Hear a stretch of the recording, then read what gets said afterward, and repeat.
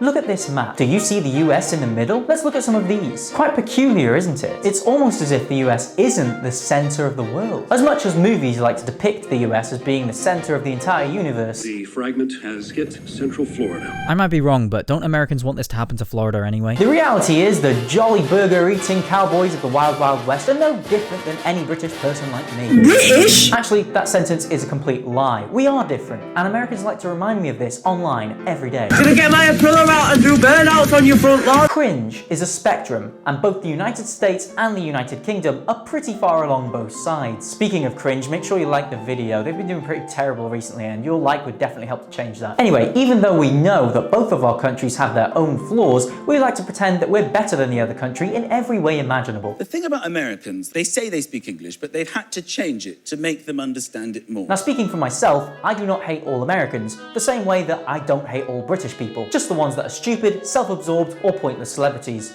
Or in most cases, all of the above. An observation I've made about this subject when media articles cover it is they only like to talk about this on political levels. And this bores the living shit out of me because no one arguing in an Instagram comment section cares about the UN. But even people in online forums posing the same question seem to deny that there's this mutual shit-talking contest in which both countries like to slander each other the hardest. I mean, as I'm recording this video, a new meme format that's just emerged is literal British and American slander compilations. What a time to be alive. And I experience this shit talking firsthand every day because I am one of the shit talkers. My Instagram page has essentially become a social experiment at this point to see which kind of content becomes the most widespread. And my scientific findings are that whenever I make a post slandering the US, it always performs unequivocally well. So time and time and time again, I make jokes about their healthcare system, their gun control laws, or even the jokes that they make about their own country's atrocities. And each time, Instagram recommends my content directly to them, and the reason why? America, fuck yeah! You cannot say one bad word about the US and not expect to be swarmed by gun-wielding lunatics whose only perception of a world outside America is through a television screen. Yet, this graph seems to suggest that 79% of America's citizens seem to think that Britain has a positive influence on the US, the highest of any other country. So why do Americans hate on me for being a tea-drinking, bad teeth, unshowering, smelly Brit, which is ludicrous because I don't even drink tea? Well, that's probably more to do with the reason that they're reacting to me specifically. They are reacting to stimuli that I've purposely created to get a negative reaction. However, the average person does not run a mildly offensive Instagram meme page, and instead their perception of the other country is probably created by a more genuine source and a more well-educated individual. For other countries outside of the UK and the US, however, it is a normal part of their culture to hate both Britain and America. So much so that Iran use America as a benchmark example of how bad a country can get. In July 2009, an Iranian advisor called Britain worse than America, an insult that still sends shivers down my urethra. So then, who are these 10% of Americans who think that Britain has a negative influence? Well, it's actually ingrained in American culture to think that every country that is not America should be held in contempt. The law of America is premised on the concept that there are two distinct humans on planet Earth, Americans and aliens. The term alien is so central to understanding why Americans know so little of countries outside of their own. So if this governmentally accepted terminology describing the world is used, then of course some Americans are going to have an apprehensive and somewhat negative view of any country that isn't the US, even if only on a subconscious level. Now hold on, I'm not saying that Britain is entirely innocent and that we're not little shits. Britain has given not only America, but every country a reason to despise us. For example, if I had to list every atrocity and colonization committed by the British, this video would probably be longer than an Emp Lemon documentary. To understand why there's so much hate from these opposing countries, we should first look at the opposite.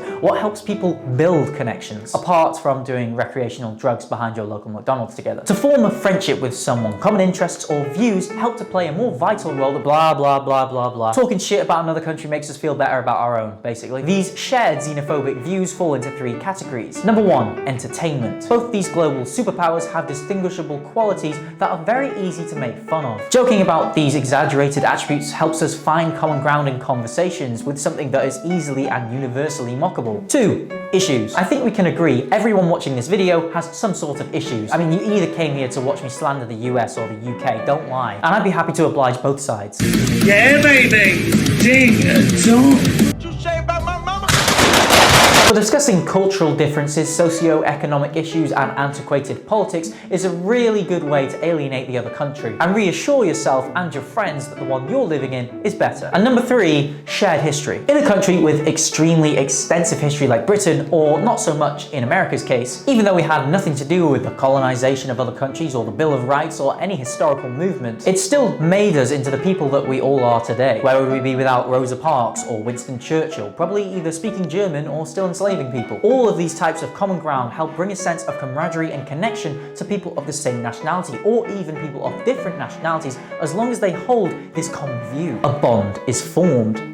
A xenophobic bond based on other people's misfortune, but nonetheless a bond. So what happens when someone who's used to thinking about Britain or America in this negative way actually talks to someone from the other country? You get what people like to refer to as the well at least exchange, in which a person from one country, let's say Britain, finds something offensive that a Yank said. As deep down this British person knows that the American is right, he will deflect the point and project his negative perception of US people onto that American person. You think you're sick though, man? You will know about it when I fucking Batista bomb you in the middle of Asda. But why, in 2022, do stereotypes still exist, such as British people having bad teeth, despite it being an absolute and complete myth? Look, these are pretty good. In fact, this is such a mythical myth that statistically, Americans actually have worse teeth than the British. And the school shooting stereotype for America is just another example of a stereotype that's overused and simply just not true. True or not, these stereotypes find their way into online insults every minute of every day without fail. And why? Laziness. Because no one wants to sit in an Instagram comment section during an argument and cite case studies when they could just insult someone by telling them to go to a school in Florida without wearing a bulletproof vest. Well, at least I'm not getting slaughtered while I'm doing my formatting! It's easier to make jokes that we know the other country is sick of hearing because we know that it'll get the opposition's goat. For example, I'm sure America are sick of hearing how dumb and illiterate they are. Fortunately, not everyone is so ill-educated that they turn out like Trisha Paytas, who doesn't know anything that isn't related to plastic surgery or reality TV. Dogs can't talk. So do they have brains? In fact, I don't think she knows that much about plastic surgery from what I've seen. Subtle passive-aggressive digs from the US to the UK and vice versa are prevalent in political videos, algorithms, and even the script for this video. My Google Docs document recognized that the word American should be capitalized, but thinks that Britain deserves to be lowercase. In Britain, British politics does not take the limelight in the press. It's actually dominated by American politics. This was particularly true when Trump was in power. And with Trump, well, being Trump and having an extremely volatile personality, he's a lot easier to lampoon in an article than bland counterparts like Theresa May. Which explains why in America, they don't give a flying toss about British politics. In fact, it's probably why I don't give a flying toss about British politics either. So is it any wonder with this level of negative media coverage of an American man, some British people would make a negative connotation between him and the country he's running? After all, the people from that country voted for him. Okay, so let's make an opposite comparison and see what both of our countries lead the world in positively. According to this article, America lead the world in medical research,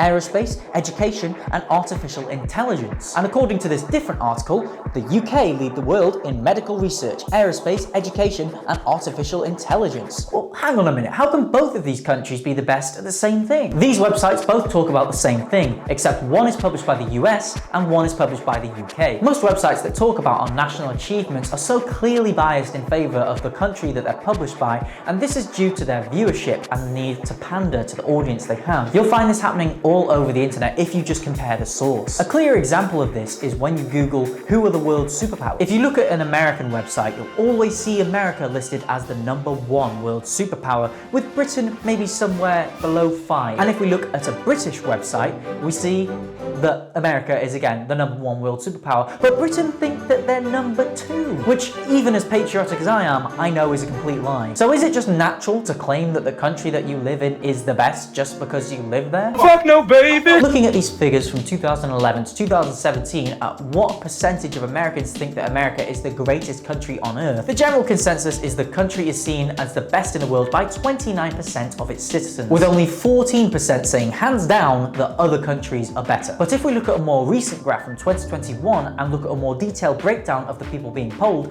we can see there is a direct correlation between the age of people and the opinion of the US. A whopping 42% of American people between the age of 18 and 29 think that other countries are better than the US. So whilst it may be that the number is currently growing to a point where one day it will become a country that is not so up its own arse and recognises its flaws, right now it's still America number one. So how does Britain see itself then? Well, we hate ourselves a lot less, as only 8% of the population have a negative view of the country. But we also don't pretend that we're God's gift to the world. We actually believe that New Zealand is the best country. Ah, those friendly, clean, safe, environmentally friendly Kiwis. So perhaps this biggest penis contest between nations is actually all about self-awareness. It's very rare that I'll see swarms of British people in a comment section that's making fun of Britain in an attempt to defend their country. Whereas if it's the other way around, Americans treat it like you shit on their nan. And this in itself is something to make fun of. So, why do the Brits and Americans that hate each other hate each other?